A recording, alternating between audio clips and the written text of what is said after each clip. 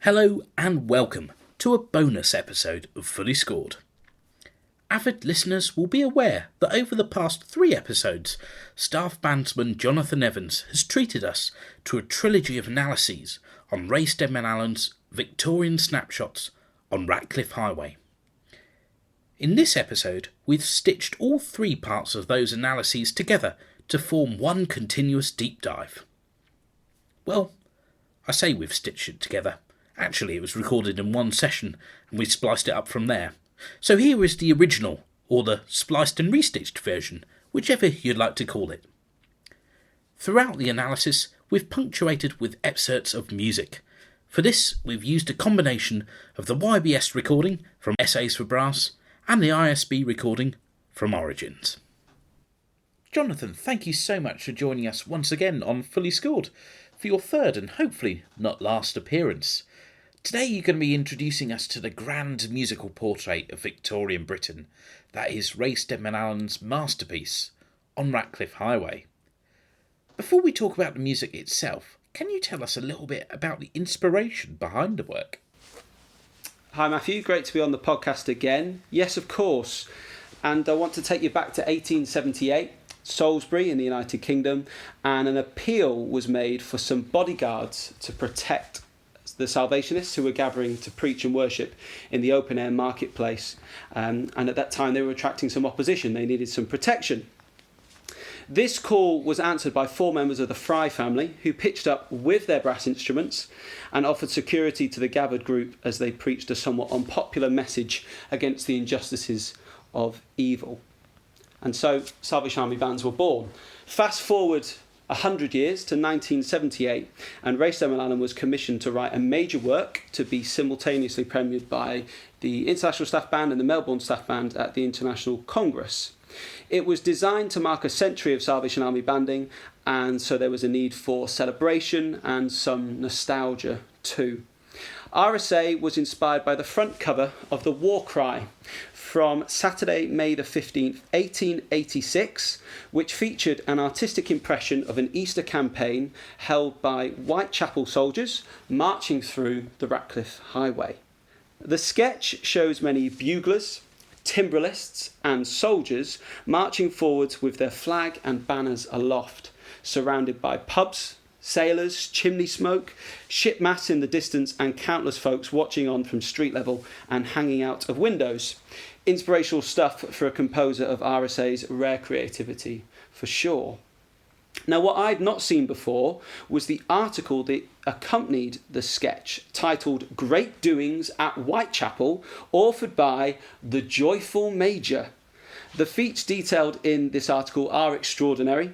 Thousands on the march, a suicide prevented, women lifted from prostitution, and 500 people following the 400-strong band back to the Whitechapel Corps Hall for tea. So here are some quotes from the War Cry article by the Joyful Major. I saw on Saturday night, on the 24th of April, that the First Corps of the Salvation Army was alive and meant to make everybody know it. And there was a real ring about the song and testimony. I'm presuming that must be Poplar Corps that he's referencing there. Let's learn a little bit more then about what happened on this Easter weekend. Another quote says, at night we had souls crying for mercy. One poor woman wept much, and when I spoke to her, she said she had given up hope. Drink had ruined her. She'd lost her best friends. She'd lost her home, and her character was gone. And in despair and determined to throw herself into the river, but hearing our music and singing, it seemed to say, come back to God. God can make you happy. And thank God she came to the barracks and to the feet of Jesus. So a suicide prevented there by the witness of these Salvationists. 400 soldiers with 2 bands were the order of the march in the afternoon, and as we played and sang Salvation through the back slums of the East End, I saw sights which forced tears into my eyes and produced feelings in my soul unutterable. Thousands of men and women lost to virtue, lost to shame, lost to decency, with the mark of the beast so plainly written upon their foreheads that no one could mistake whose they were. As we marched, the crowd gathered until when we were entering Ratcliff Highway, we were headed by 6 rows of 5 in a row. So there is a little bit from the article, I think the image will be known to many, but perhaps not some of those quotes from the Joyful Major in 1886. So the area that's being referenced there in the article, that Dockland area in London, RSA visited that area and quickly conjured a vivid picture of the colourful, cosmopolitan and decadent East End of the 1880s.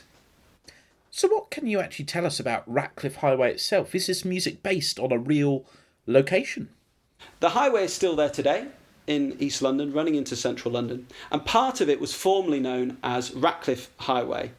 It's a road in the London borough of Tower Hamlets, and it's less than 2 miles from the location of William Booth's first public meeting at Mile End back in 1865. Now, the road actually dates back all the way to Roman times, but in the 19th century, it had a reputation for vice and crime and was the location of the infamous Ratcliff Highway murders of the Marr family in 1811. By the late 19th century, the highway had acquired a mythological status across London as a centre of all kinds of criminal activity, drunkenness and wild behaviour, fuelled by the thousands of sailors from all over the world that poured into the area from the nearby docks of Limehouse. Charles Dickens, that great Victorian writer, said this about it: Ratcliff Highway was one of the sights of the metropolis and almost unique in Europe as a scene of coarse riot and debauchery.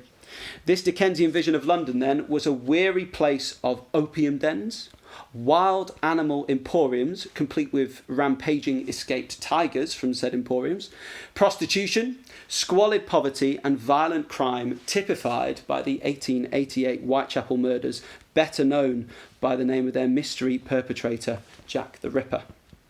In RSA's words, it was a crowded, dissolute and degraded dockside slum with gin palaces and sailors' lodging houses. Charles Booth, who was a doyen of Victorian philanthropic social reformers, unrelated to the founder of the Salvation Army, mapped London's poverty in 1889 and revealed 35% of the East End were living in poverty, with half of the residents of Ratcliff Highway, which had by then been renamed St George's Street, living in the most extreme levels of poverty in London. These people were outcasts, the lowest, vicious and semi-criminal, to quote Charles Booth. Naturally, several Christian missions attempted to improve living conditions and ultimately to save souls, including the Salvation Army, often in the face of great resistance from groups like the Skeleton Army. The Skeletons had their own banners, insignia and songs and attacked Salvationists in 21 towns and cities across the UK. So I think to understand RSA's music fully and in depth, we need to appreciate the context of the Victorian East End and the birth of the Salvation Army and its banding movement too. Thank you so much for giving us that context there. Really fascinating to hear about that time of history. I guess we and none of our listeners have probably seen. So thank you for taking us into that. What about the musical context? So how for RSA to respond to the image and to that article? Clearly something to represent the brave band, the singers, the timbrelists. And to an extent, this had really been done. If you look at Henry Goffin's quite novel Salvation Army Patrol, written in 1930, that depicts a Salvation Army band marching as if from the distance, getting louder and louder before passing and diminuending as they leave. The band are playing Bright Crowns, the timbrels play, it's all very tonal and diatonic, but it's not a snapshot of that place as such. It only gives the perspective of the band, not the listeners or the wider scene.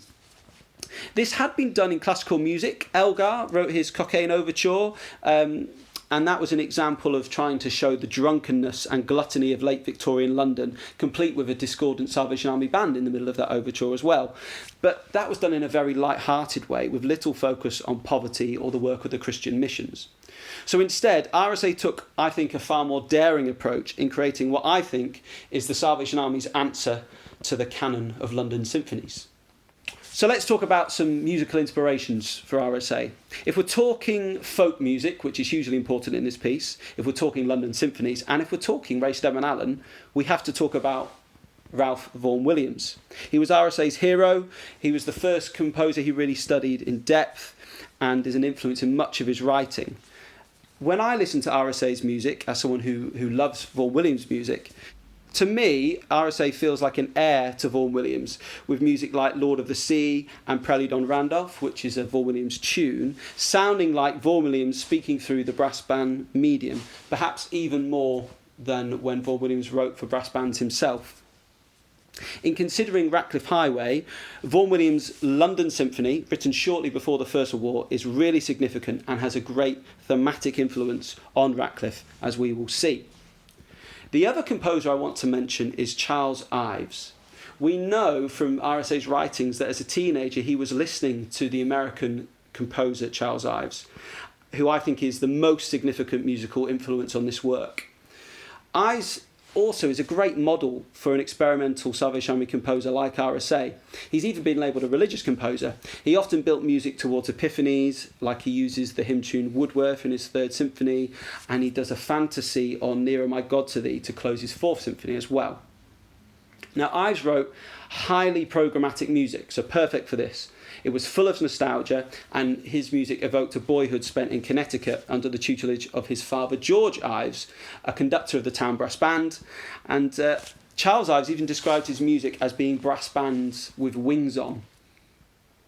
Ives presented his listeners with exciting, exasperating, complex sound environments with tense textures, using musical collages, creating music that was spatial and pictorial, mimicking real-world historical environments. You might say sound pictures or even snapshots. Ives could knit together many tunes and tonalities at once in a similar style of pandemonium to that of Igor Stravinsky. Now, Stravinsky would disguise his Russian folk tunes in ballets like Petrushka and The Rite of Spring to the point where they were unrecognisable and also deniable by him. Ives makes the quotations and allusions in his montages clear to the listener. The most characteristic programmatic and pastiche Ives would be the second movement of a piece called Three Places in New England. And that second movement is called Putnam's Camp, where he recounts a 4th of July picnic where a child listens to the bands, joins in with the games and dances. It's rhythmically awkward, deliberately mistuned, and he uses many tunes through the movement, including Yankee Doodle and the British Grenadiers, which is used on multiple occasions and is actually the only melody that appears in all three movements of this Three Places in New England. And so in some ways, the British Grenadiers is the constant of the whole. Thinking about London symphonies again, this is not unlike Haydn in his London symphonies. So he wrote 12 London symphonies, which were the final 12 symphonies he wrote. And he used folk material as the element of stability in those symphonies in the 18th century. It's helping to anchor the larger structure. Ives did the same, and so did RSA. And we'll come back to this idea as well as the British Grenadiers and Yankee Doodle as we discuss Ratcliff Highway. And of course the Ives connection goes the other way. Also Charles Ives being inspired to write a piece of music around General William Booth entering into heaven. A great piece. Absolutely. As well. Fantastic piece. He also wrote a string quartet. I think his first string quartet was subtitled The Salvation Army. So there's a real connection there between Ives and the Salvation Army. Amazing. Great to make all those links. And that gives us a real terrific background to the music. So, I think it's probably about time that we delve into the piece itself. And I guess the opening would be the natural place to start.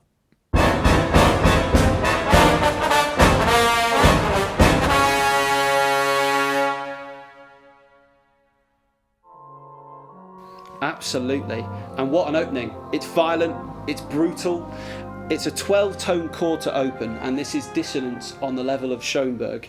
And that's not unusual for RSA. He was very happy to be dissonant. If you think of Holy War, with its battle climax chord that uses all but 2 notes of the chromatic scale, he returned to that chord in Romans 8. The trombone concerto Immortal Theme begins with a 12-note row, and he's using here a 12-note chord with every note, white and black note from the piano in a 1-octave scale. And so we are straight into the violence of Ratcliff Highway, with the foreshadowing of drunken behaviour to come in the trombone glisses. The trombones are often quite drunk in this piece. No comments there, please. The listener, especially a Salvation Army listener, is uncomfortable. I was speaking to someone about my corps about this piece recently, and they said, "Oh, I don't like that. It makes me feel uncomfortable." Good. We should be. That's the idea of the story. There's also then, after this opening, the 2 bars before A, there's a long pause. And then we go very, very quiet. And it's interesting, again, thinking about London symphonies, thinking about Haydn's London symphonies, this is, in essence, what we would call a noise-killing technique. And the first time that appears in classical music is in Haydn's London Symphonies, where he starts really loud, sometimes just with one really loud chord, and then instantly goes quiet.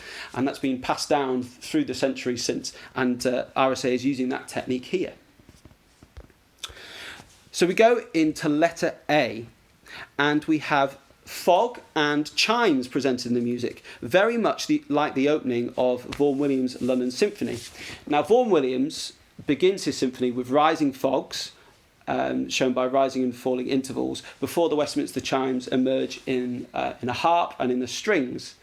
The fog returns all the way through that symphony. Second movement, I think, is the next time, along with a lavender call.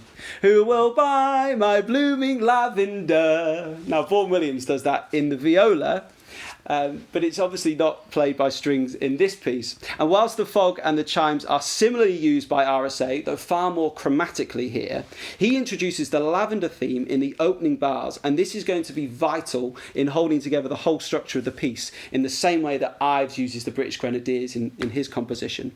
It's folk material holding together the whole, just like Haydn. Whilst the reference to Vaughan Williams' use of Westminster chimes is really quite obvious here, if you know Vaughan Williams' London Symphony and you hear it here, it's quite an obvious link. Perhaps less known would be the fact that the chimes also appear in one of Ives' string quartets, his second string quartet, so that influence of Ives is there too. From this opening snapshot, immediately as listeners, we know we're in London, and we know it's the Victorian era, as this street call from a flower girl was well known as a tune of the late 1800s.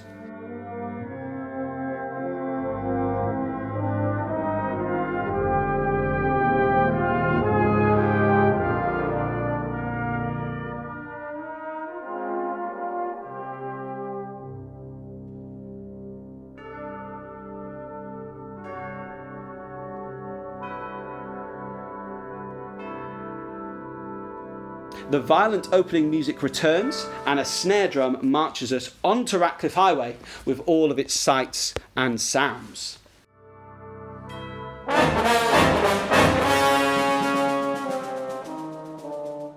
And at letter B, a couple of tunes are introduced. What can you tell us about these melodies that we are soon to hear?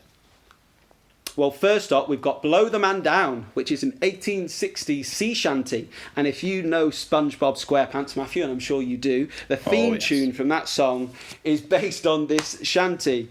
And you might hear, way, hey, blow the man down. So that's going on here at letter B.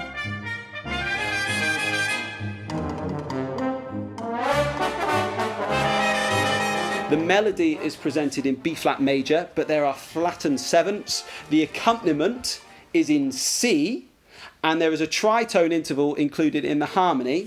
The bass line is in another key again, as bitonality is already the norm in this piece. Lots of keys going on at the same time, melody, accompaniment, and here bass line, all in different keys. And it's going to happen again and again. Here again is the influence of Charles Ives. Now, I read a great story about him as a child. He was made to sing songs in one key whilst being accompanied by his father in another key. It's not how I spent the time with my father as a kid, but that's what Charles Ives did.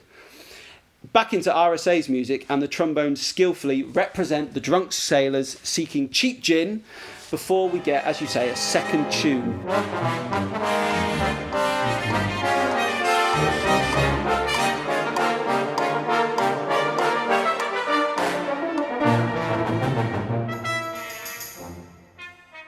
And it's almost imperceptibly introduced. That tune is Goodbye Dolly Gray, which was written in 1897, and it's a song about going off to war. Goodbye Dolly, I must leave you, though it breaks my heart to go. Something tells me I'm needed at the front to fight the foe.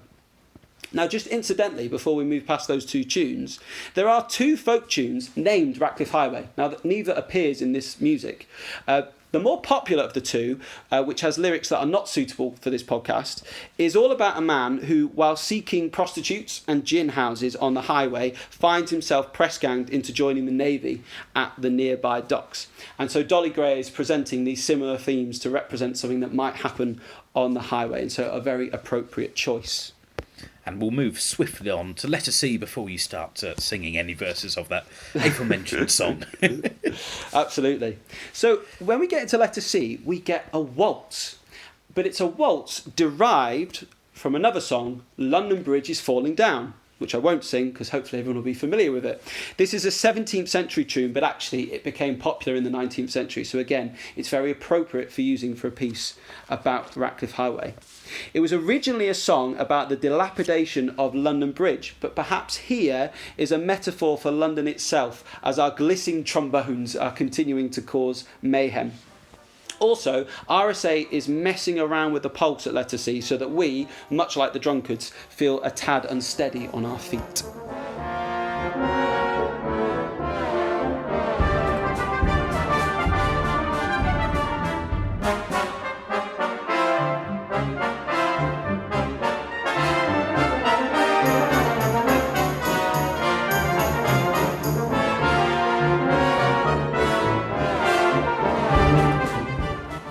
At D and E, the music continues to be derived from London Bridge is Falling Down, but RSA introduces rhythmic cells from an 1830s sea shanty, What Shall We Do with a Drunken Sailor? He formally recognises it in his score notes at bar 91, presented by a chromatic fall and echoes of the opening violent music.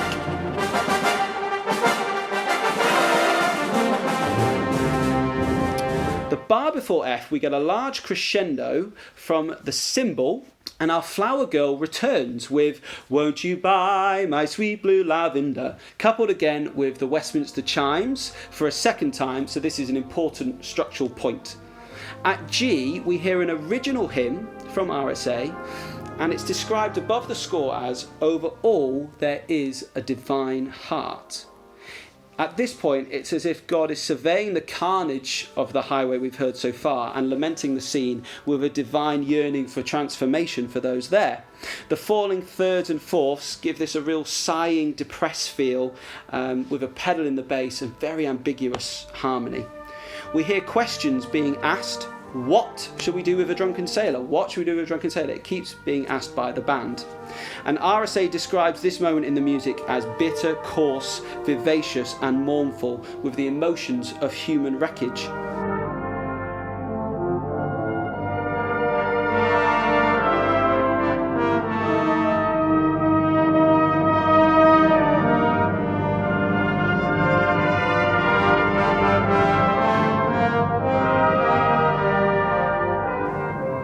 To remember about RSA that he was born in the East End himself. He lived in London during the Blitz of early World War II. He served as a sailor. He knew what violence and suffering would sound like on the streets of London, and he's achieving that here. There's also a sense this is a groan from the people of the highway themselves. Perhaps they aren't really living the high life, they're suffering a bit of a hollow existence. The previously drunk trombones cry out with a motif we'll hear later in the piece. Bum bum bum bum bum ba-dum. The lament is gradually passed all the way from soprano to B-flat bass, as if all of heaven is weeping, before we return to the sounds of the street once more, a few bars before letter I. Now, if I take you to the modern day highway, half hidden down a small pedestrian path called Grace's Alley, a short way between Cable Street and the highway, is one of the East End's gems and the world's oldest surviving grand music hall, Wilton's Music Hall. Now, music halls and their songs were incredibly popular with the working class, and the Salvation Army makes an appearance in several songs. You've Got a Long Way to Go and 'Twas a Thing She'd Never Done Before are two that come to mind. Champagne Charlie himself, or George Laybourne to use his proper name, performed at Wilton's, and one song almost certainly performed would have been Sweet Genevieve.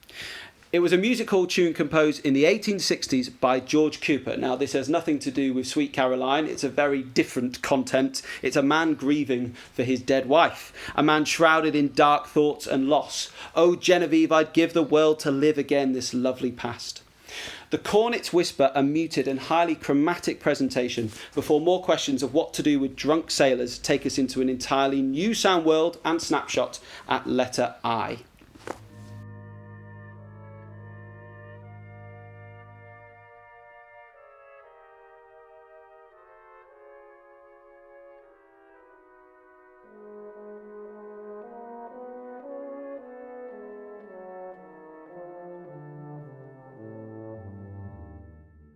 So now we arrive at letter I, but first let me tell you, Matthew, about the Russian philosopher and author Dostoevsky. I don't know how much time you spent reading his writing. Oh, almost every day. I bet. He visited London in 1862, and I have done some reading of his writing, and he noted the extraordinary easy communion that there was between rich and poor on the streets of London. And actually, I talked about Charles Booth earlier and his poverty map. And if you look at where the Salvation Army barracks were on Whitechapel Road, just a short journey north up Cannon Street Road from the highway, we see right next to this abject poverty, great affluence. They're living side by side. And so at letter I in Ratcliff Highway, we now have a moment where alongside seeming abyss trots a horse and a carriage. RSA clearly took inspiration from the third movement of Vaughan Williams' London Symphony, with its reference to hansom cabs and with imaginative use of jingling percussion.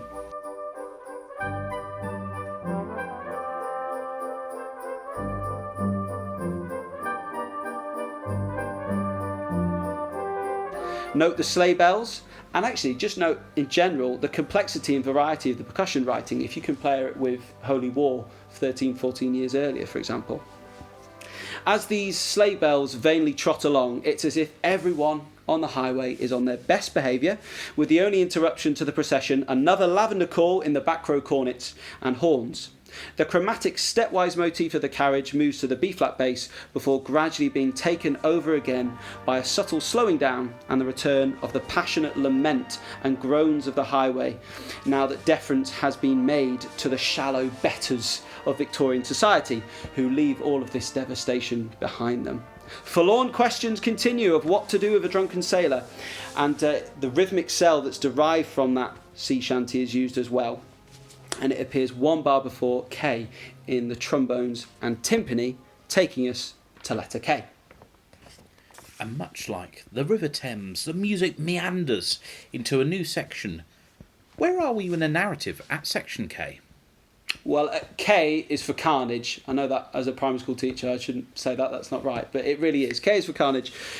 Carnage ensues here, and what shall we do with a drunken sailor is given its first full, robust and rampant run out. It's in D flat, talking in concert pitch, at a brisk crotchet tempo of 152, with added sevenths. There's flat and thirds to rock the tonality.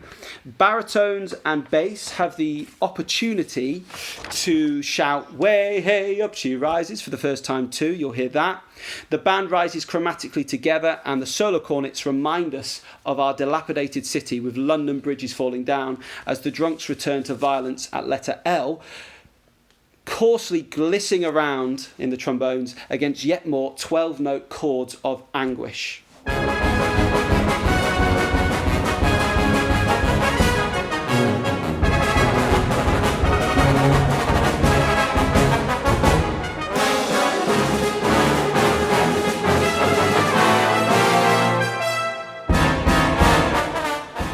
References to Drunken Sailor are then interrupted by a cornet fanfare in the key of E flat.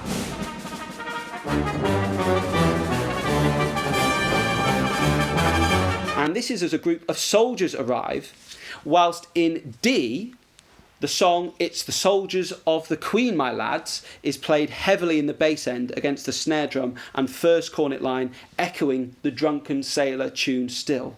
All of these layers on top of each other in different keys, different tunes. This all brings us to our first invented, if very plausible, event.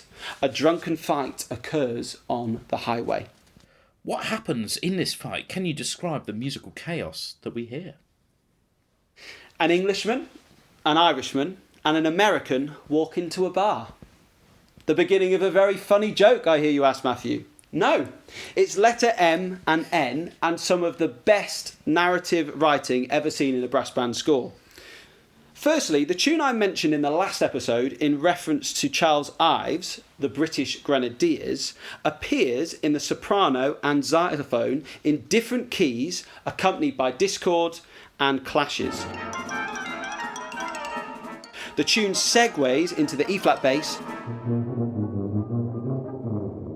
before a crescendo to the question, what shall we do with a drunken sailor early in the morning?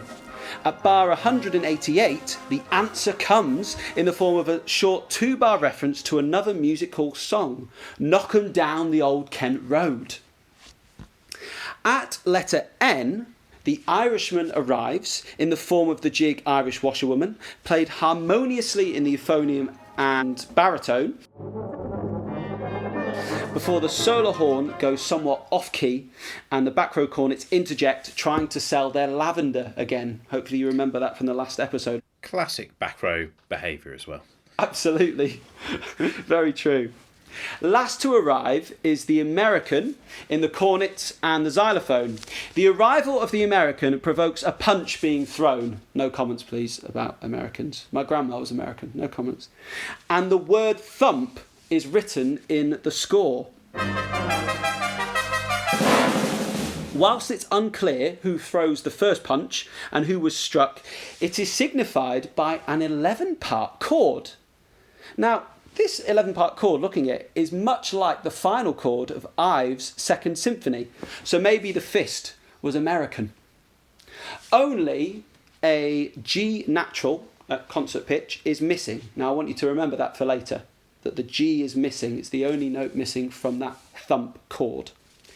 Here is some of the most obtuse counterpoint of the whole piece, with multiple tunes in multiple keys. I'll try and talk you through them all.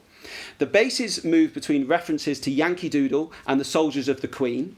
The euphonium continues its Irish jig over the top, whilst the horns are barking out Yankee Doodle before joining with the baritone in yet another lavender motif, as the back row take over Yankee Doodle.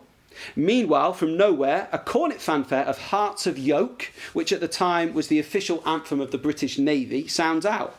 It's unclear whether the Navy have arrived to observe or to join in with the melee. The trombones drunkenly slide into the return of 4 more thumps, 6 bars before O, repeated with the same 11-part chord as before, so no G in there, with Yankee Doodle interjections or pleas between each. We hear 2 bars of the trombone's violent motif from the very opening, this time in the basses, as a trill in the cornets holds us in suspense to see who will win the fight. 2 bars before O, the trill is released, and the trombones declare a 3-part figure we have not heard since letter C, taken from London Bridge is Falling Down, and the waltz derived from that. And perhaps here, one of the men really has fallen down. A last reference to Yankee Doodle on a diminuendo in the basses takes us to letter O, and a chance to recover and reflect on the barbaric spectacle we've just witnessed.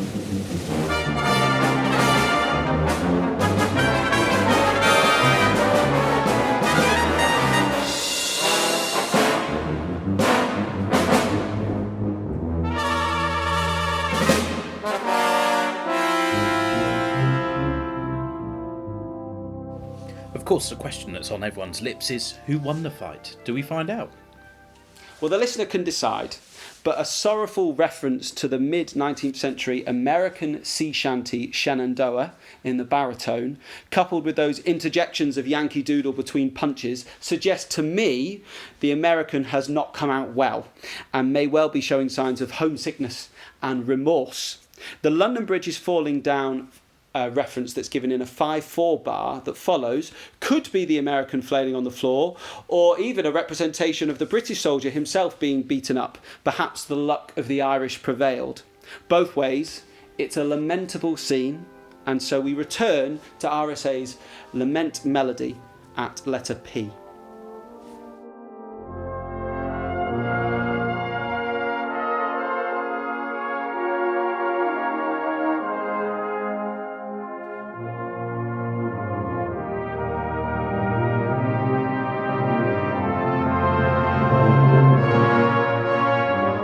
This time, though, the sighing that we referenced in the lament previously, the falling thirds of the lament actually rise. There are forward-moving triplets in the bass, and a glimmer of hope emerges as Whitechapel Salvation Army Band, one of London's first bands, enter the scene, led by the low brass and then solo horn, singing the 1878 hymn We'll Be Heroes, a very appropriate choice with the piece being written and premiered in 1978. The words are heavily influenced by warfare and battle-like language reminiscent of some scripture passages in Revelation chapter 12. It's muscular Christianity of a Victorian vintage. We'll be heroes when the battle is fierce, when the raging storm louder increase, will our courage increase by the cross. The verse concludes with a really beautiful quintet setting with muted drunken snarls continuing around these courageous early day Salvationists.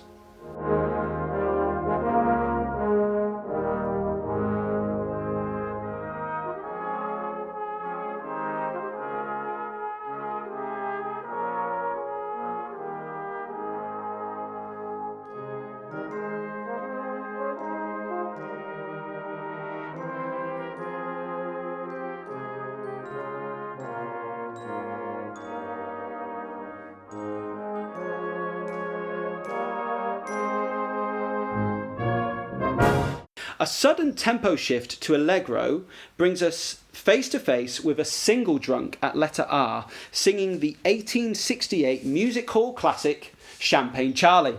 There are many versions of these lyrics, but Champagne Charlie is my name, Champagne Charlie is my game, good for any game at night, my boys, who'll come and join me in a spree. That's just one version. As the drunk first trombone part flutter-tongues us into letter S, grace notes are introduced and the singing gets more vulgar, the trombones, again unsurprisingly, to the fore.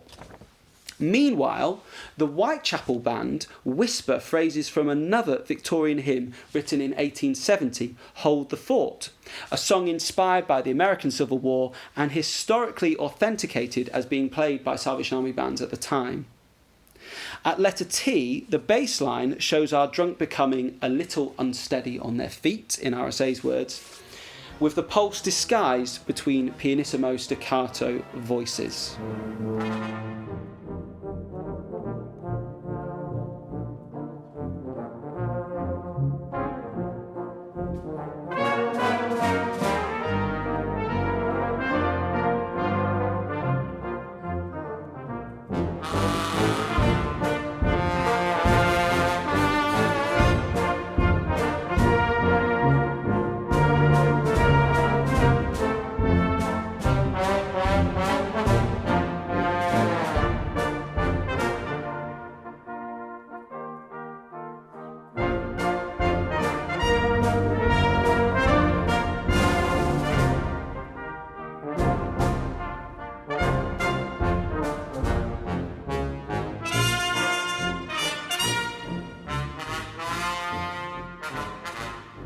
So that takes us to letter U. What does the music tell us here in this section?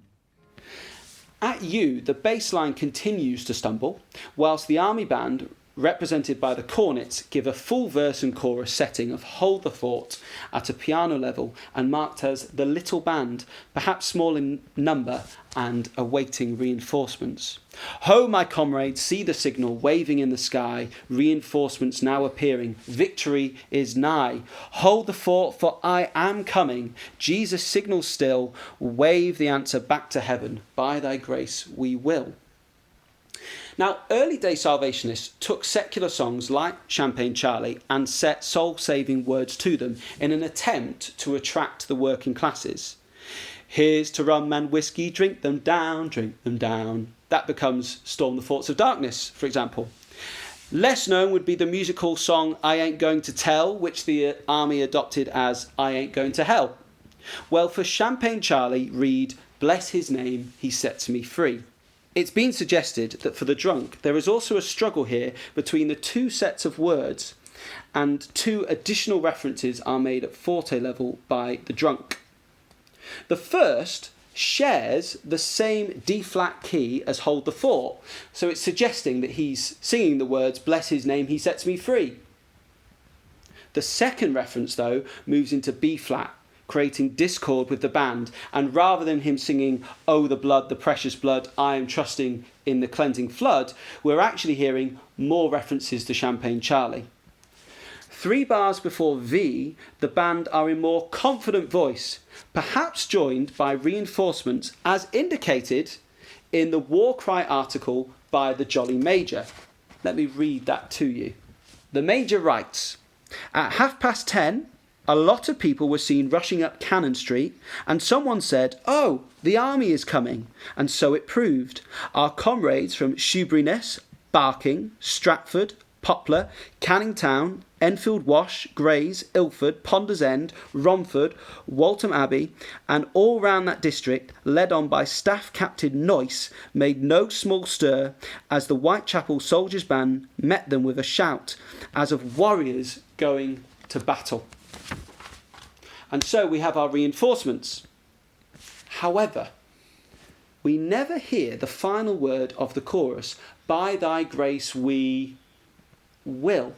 Will doesn't get said, suggesting a nervousness from the band or an interruption from the drunk. And so clearly this would remind us of Leslie Condon's The Present Age, where he's unable to say "deny thee never" in his setting of "I'll follow thee." Present Age was written 10 years before Ratcliff Highway, and RSA did a lot of writing about that piece and how inspired he was by the levels of dissonance and the creativity. So interesting that technique is used by RSA here.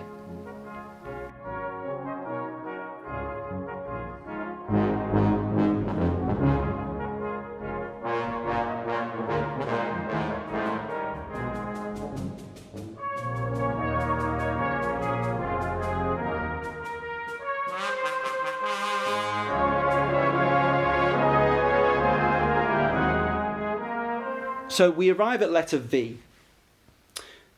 If the Whitechapel band were indeed nervous as they marched down the highway, they and other Salvationists at the time had reason to be. 3 years earlier, the confrontations between the Skeleton Army and Worthing Band reached the national press back in September 1883 and again in April 1884. Soot and chamber pot contents were thrown over bandsmen, while those supporting them, like a local businessman called George Hand, had their property burned down and were even arrested. At one point, Salvationists were walking around Worthing armed for protection from the locals, with the police reluctant to interfere and the establishment worried over a movement, the Salvation Army, that could produce a group of sober, upright workers who might demand proper pay and adequate conditions. In Worthing, the Riot Act was read for the only time in the town's history. Mass brawls broke out not just there, though, but in 67 towns and villages, with thousands of Salvation Army officers injured and hundreds of army buildings damaged. Fast forward to the 1930s, RSA's parents were stationed in Worthing, and that scene of these Skeleton Army attacks. As a boy, he attended the 50th anniversary of the Corps and witnessed the presentation of the original blood-stained Corps flag encased in glass, and I know that it's still there as well. RSA is likely then to have heard first-hand stories of these encounters from Corps folk, and reformed Skeleton Army member and leader for the weekend, British Commissioner Charles Jeffreys. He was the equivalent of the modern-day territorial commander. He was also one of the Skeleton Army's early ringleaders as a 16-year-old. He was a captain within the Skeleton Army in the Whitechapel branch and was well known for disrupting Salvation Army public meetings and assaulting soldiers and officers. One officer at the time, one Salvation Army officer, Colonel George Holmes, vividly recalled one incident he witnessed as a boy in 1881. "It was very rough. I remember attending an open-air meeting one Sunday night outside the Blind Beggar pub. Afterwards, we marched to our hall on Whitechapel Road. The Skeletons, directed by Charles Jeffreys, headed our procession, proceeding at a snail's pace and compelling us to do so. Thus handicapped, we were jostled and pelted with decayed fruit and mud." Ironically, the same Charles Jeffreys was converted at one of the very meetings he tried to disrupt at Whitechapel Salvation Army, alongside over 20 other members of the Skeletons. And this provides us then with a link between the Whitechapel band of the 1880s and an 11-year-old RSA in the 1930s. And RSA's recollection of that Worthing Corps anniversary weekend where he met Commissioner Jeffreys states that a sense of persecution of early-day Salvationists was embedded in his mind for the rest of his life. All of what I've just said about Charles Jeffreys and the Skeletons provides context to the second imagined event introduced by RSA at letter V, a confrontation between the drunk and the Salvation Army band. Some amazing stories there, and great to hear a bit of that history. Where are we up to in the music? Well, we've reached letter V. The musical inspiration here comes again from Charles Ives, or perhaps from his father George. George was an experimenter for whom any combination of notes were allowed as long as there was a reason for it. He allegedly once marched two bands towards each other for the sheer thrill of the cacophony. As they approached each other, they would play louder and louder, creating acute dissonance and a collision of tunes. Now, that's not unlike Wilfred Heaton's concert march Glory Glory, which was inspired by the collision of a Salvation Army band and a bugle band in his childhood. So there are a couple of examples of this in Salvation Army music.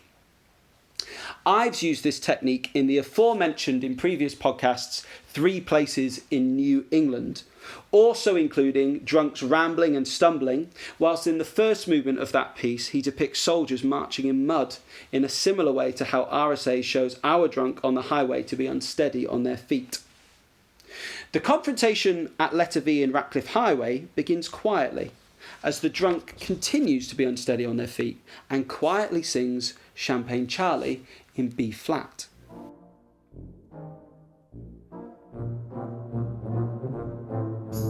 Against this, the band begins Hold the Fort in D flat, crescendoing on the words, reinforcements now appearing as the many bands join united, and I referenced many bands in that War Cry article. The drunk shouts still louder, the tonalities and ways of life clashing as we pass into letter W and a forte. Both songs complete, the band and drunk repeat the choruses, screaming over the top of each other at fortissimo now, before accelerating with the words back to heaven, over and over, before in fact we return to the hell of the music of the very opening at letter X, complete with all 12 tones and the vulgar, callous, glissing trombones. A unison thump of C brings the confrontation to a sudden and ugly conclusion.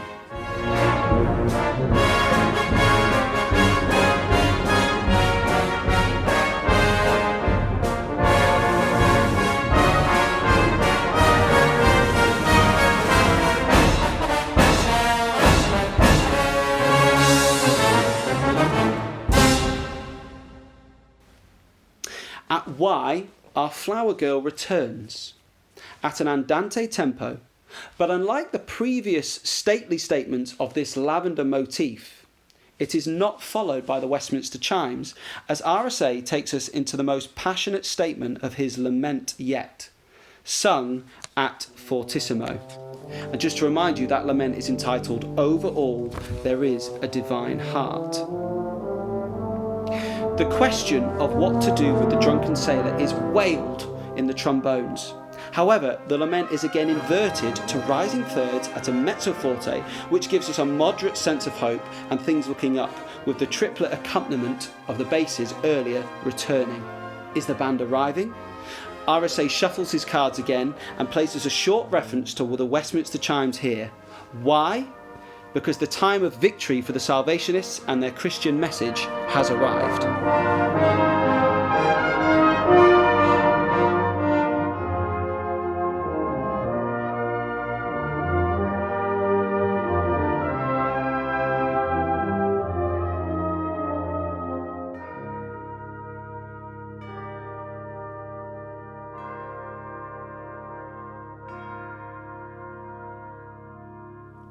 For those following along with the score, we're now at section AA. At AA, Whitechapel Salvation Army Band explodes into a thrilling G major unrivaled setting of Hold the Fort.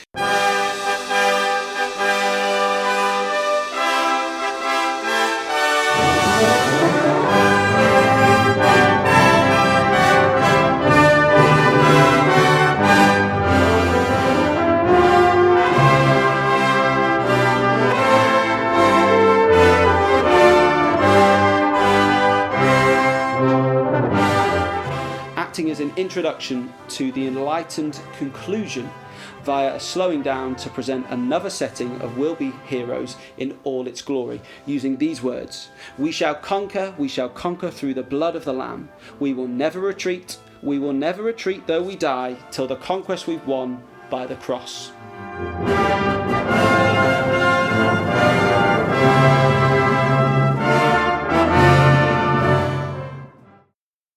The return of will-be heroes feels like an Ivesean epiphany. Victory is at hand for God's marching band. The cry of the trombones from the earlier lament is triumphantly transformed as a proud cry of victory in the solo cornet, underpinned by a jubilant bass line. At CC, following the Epiphany, many of the tunes collide as if the many figures of the highway are following the band back to the hall for tea, and following the band back to the hall for tea is referenced again by the Joyful Major in their article.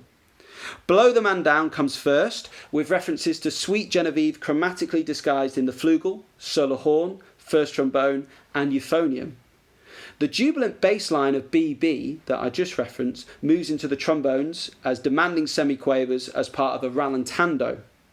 At bar 379, a subito piano and allegando introduces references to the earlier London Bridge waltz that grows into an ostinato figure relentless in pushing forward, and joined by a final reference to the Westminster chimes 5/4 DD. The chimes returning at the work's conclusion aligns with the end of Vaughan Williams's London Symphony.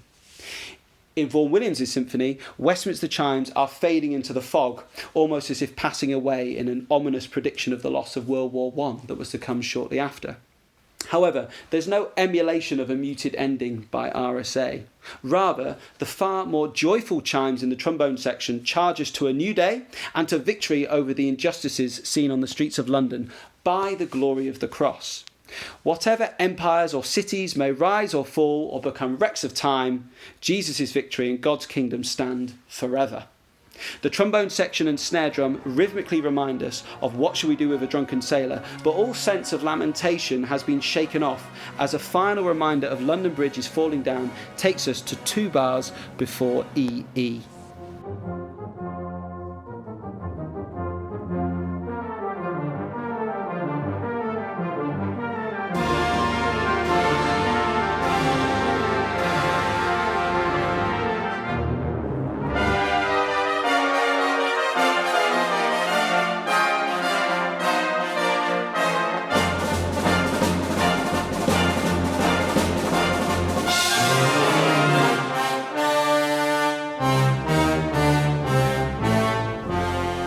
At that point, we have the final return of the lavender motif, this time with great strength in unison and octaves, starting on the first beat in the bar rather than with an anacrusis. We see now that this piece structurally is built around this folk song, just like Haydn did with his London symphonies, and that it has returned over and over to hold the piece together, just like Ives used the British Grenadiers in his 3 places in New England.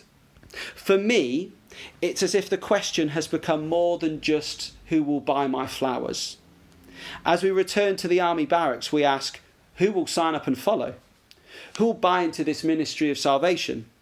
Lavender, of course, also has a significance in the Bible, something that can be used to purify and heal.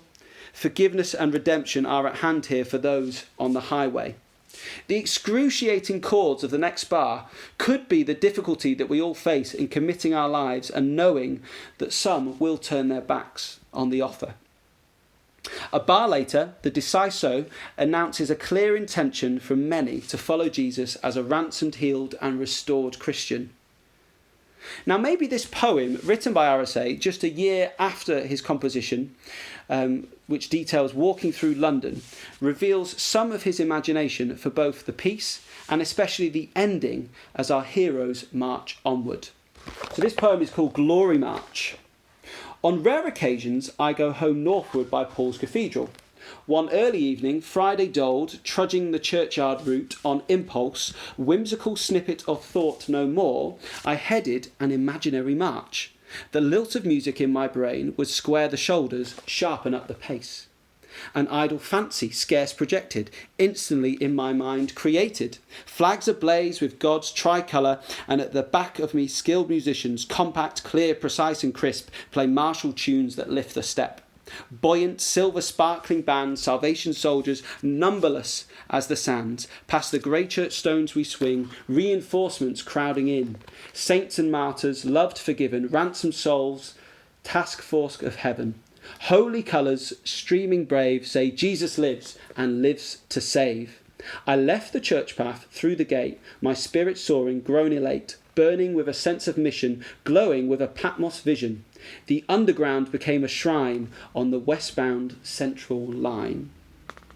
So that was taken from a stroll home to Barnet, or making his way home to the tube to get to Barnet, in 1979, the year after he had written Ratcliff Highway. Now, all of that interpretation stuff that I've mentioned there, which I suppose is my interpretation or my interpretation of RSA's programme notes, isn't the only interpretation out there. Professor Steadman-Allen from America has written quite a lot about Ratcliff Highway, and he hears Newton's hymns, Glorious Things of Thee Are Spoken, set to Haydn's Austria hymn, Glorious things of thee are spoken, which is very similar to Who will buy my pretty lavender, whichever word you want to use for that motif. Now, RSA never named it as such. Allen also thinks that bar with the excruciating chords is some kind of exorcism or conversion taking place. Again, not mentioned by RSA, but there is a sense here that all of the events of the War Cry article are coming to pass, with folks being forgiven and turning their lives to Jesus, just as Charles Jeffreys did in Whitechapel back in the 1880s. Interesting to note the different interpretations, though, as it shows that programmatic music is still full of room for personal reflection and interpretation. Remember the lady from the first episode in the War Cry article who heard the band, didn't know the words to the song they were playing, but to her it said, "Come back to God, God can make you happy," and the band managed to prevent her suicide. It didn't matter whether or not they were the words actually associated with the music. We've talked a lot about Vaughan Williams, and he was really worried that the London Symphony would have been seen as programmatic, and that it had, in his view, it needed to be absolute music. However, Charles Ives, the other main inspiration on this piece, argued for programme music as surely it's just absolute music with subheadings. In fact, if we look at the history of classical music and the most revolutionary music written, it's mostly been programmatic in every era. So, if you go right back to Monteverdi's Vespers, programme music. The Eroica Symphony, programme music. The Rite of Spring, programme music. Three Places in New England, just to name a few. As a Salvation Army, we have the greatest stories to tell, so perhaps we need more programme music. We shouldn't be too scared or too ignorant to not share the word association of our music with our listeners. It doesn't narrow the possibilities of their response, it simply gives them a starting point or a framework. Whether you are a 19th century prostitute or a modern day musicologist, you can respond and interpret for yourself as you want to, or hopefully as the Holy Spirit leads you to. And RSA actually said you've got to believe the Holy Spirit will translate the unknowable in music. If Jesus is a teacher, he's an interpreter too. So everyone, when you're playing your pieces, get your words on the screen. Back to Ratcliff Highway, and the close is powerful. There's a likeness to, again, Haydn's London Symphonies with a kind of a populist finish. RSA knew a Salvation Army audience, and he knew what kind of ending they would want at an occasion like 100 years of Salvation Army banding being celebrated. The music is in line with the muscular evangelism of the early army and the revival meetings of Charles Ives' youth, as all the voices join together in huge organ-like chords, bright fanfare figures, and that jubilant bass line of We'll Be Heroes, which went into the trombones, is now transformed into the cornets. Earlier in the piece, the lament figure passed all the way from the soprano to the bass, as if heaven was weeping over the scene. Here, in the latter half of the piece, the jubilant figure has risen through the basses, through the trombones, and onto the cornets as heaven rejoices and we're being lifted up to God. The euphonium reminds us that the early day Salvationists truly were heroes, with another reference to will be heroes, and maybe alludes to the fact that we can all be heroes who can conquer through the cross of Christ who has overcome the world. Now, do you remember the note missing from the 11-note thump in that earlier fist fight? It was a unison G. And at the end of this piece, a unison G crashes down in unity and strength to end the work. Now, the question I've been asking as I've been looking at the score, is this deliberate? Well, I certainly wouldn't put that level of detail past the great Ray Steadman-Allen. And so ends one of the most remarkable works in all brass band literature, and the Salvation Army's very own London Symphony.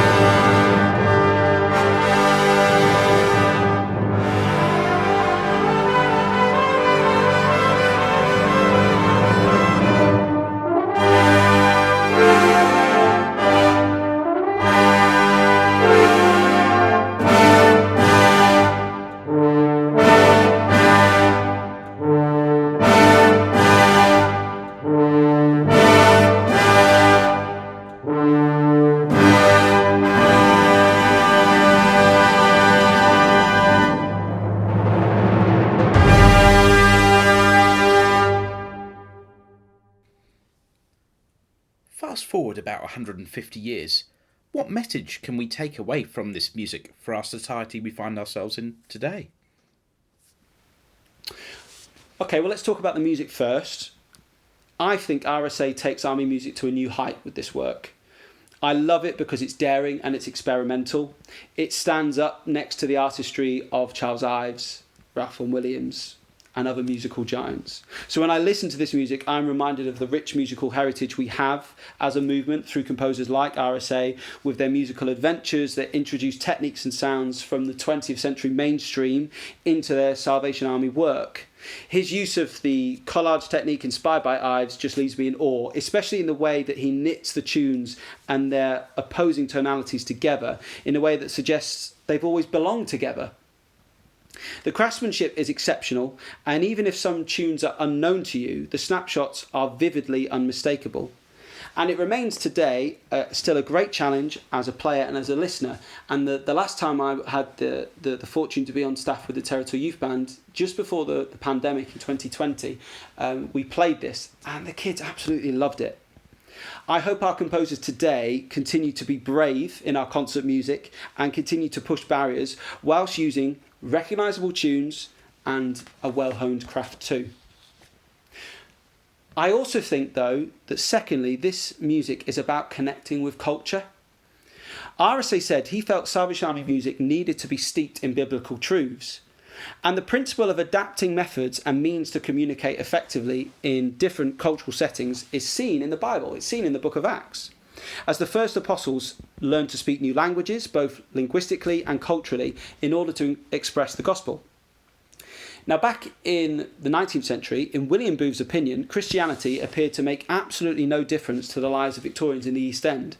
Booth was scathing of the churches of the day for practising their worship in ways that failed to connect with working class culture. It's why they ditched hymns and organs and replaced them with popular instruments and songs set to the tunes of secular music, worshipping in skating rinks, dance halls and theatres, these sites of working class cultures. And I'm going to quote here from Captain Callum McKenna, who's done a little bit of writing about how we connect music with culture. The challenge for the contemporary Salvation Army comes, I think, as we consider the question, in what ways does our worshipping life today connect with those in our surrounding communities? It's easy with the passing of time for the stuff of our worship, the songs, the instruments, the style, to become the thing that we hold on to tightly without realising it's no longer connecting with the people we're trying to reach. We need to be prepared to let go of our own preferences in worship for the greater missional good. Now, in response to that, I could go on at length as to why we still need Salvation Army bands as part of that and how well they can relate to their communities. But we also must be ready to adapt in what we play and where we play too. Another quote here from RSA: "We are serving a higher power, and may need to modify our musical language. Almost the only things that stay the same are the spiritual facts of life. The Salvation Army itself needs to consider, in my opinion, how it resources its musicians to be as effective on a street corner as we can be on a Sunday morning. We came into being to play outside, and we need more help to do so at a local level in an effective way in the age of copyright. Let's not forget that Vaughan Williams and Ives, who are England and America's greatest symphonists, wrote music based on folk, hymns and the sounds of the street. So if it's good enough for them, it should be good enough for us. And lastly, I'm also reminded by this piece that ours has been a church full of social justice heroes right from our beginnings. That we belong on the streets serving the needy, whatever their affliction or need. Think of William Booth's In Darkest England manifesto for social reform in 1891, his support for the matchstick girls or the raising of the age of consent. Incidentally, it was a Salvation Army band that marched the petition for the change to the age of consent to Parliament. Salvation Army music too has always had a sense of protest about it and has provided a soundtrack for the Army's war against all that stops people from experiencing life in all its fullness in Christ. Within our tradition, music then is a motivator, and it's still motivating today. 2016, during the Syrian migration crisis, a special carol service was organised outside the UK Parliament, complete with a Salvation Army band. When churches joined together in 2023 to march against climate change, they were led by a Salvation Army band. The Music Man project in Lee is changing the lives of disabled people for the better. I'm excited for what injustice an army band will fight against next. What will it be? Joining a pride march? Protesting against human trafficking and harmful government-proposed laws in Parliament Square? Supporting Black Lives Matter protests? I hope so, and I'd be interested to know what people think too. Well, Jonathan, thank you so much for all the research that you've gone through and put into that analysis. It really is hugely appreciated and has kept me on the edge of my seat throughout as we've journeyed through Victorian London with you, but also into our society today. Thank you for giving us your interpretation as well and making it so relevant for us today as we listen. Before we go, do you want to just summarise and conclude everything that you've said? Yeah, and I know it's been several episodes, and maybe something to sum up would be helpful. You see, for me, this piece of music is not so much a story of what the Salvation Army did 150 years ago, amazing though that was, and important for us to know and to understand. This piece is our church's past, our present, and our future, to be Jesus in our communities. In the War Cry article I mentioned, Corps Number 1 Poplar is mentioned as one of the bands who provided reinforcement with Hold the Fort. And they're still doing it at that corps. They're serving the homeless, they're running food banks, and they're shining the love of Christ with relevance to their locality.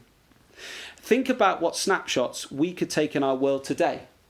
Climate change, refugee crisis, homophobia, gender inequality, addictions, food banks, racism, homelessness, human trafficking, war, and millions of people still living in poverty. As Christians and as Salvationists, these things should make us uncomfortable and make us want to act and be heroes whose victory is not through us but by the cross, pointing the way to Jesus, whatever music we are using to get that job done. Forget Victorian, go beyond London. These are 2024 snapshots, and we need an army and Salvation Army bands who are ready to fight, to get our hands dirty by connecting with our culture as our forebears did. Or, as if you remember back to the first episode, as Charles Ives put it, to be a Salvation Army brass band with angelic wings on, who save souls and grow the kingdom. Amazing. Thank you so much again, Jonathan. Here is a complete performance of Ray Steadman-Allen's On Ratcliff Highway, taken from the ISB's 2005 CD, Origins.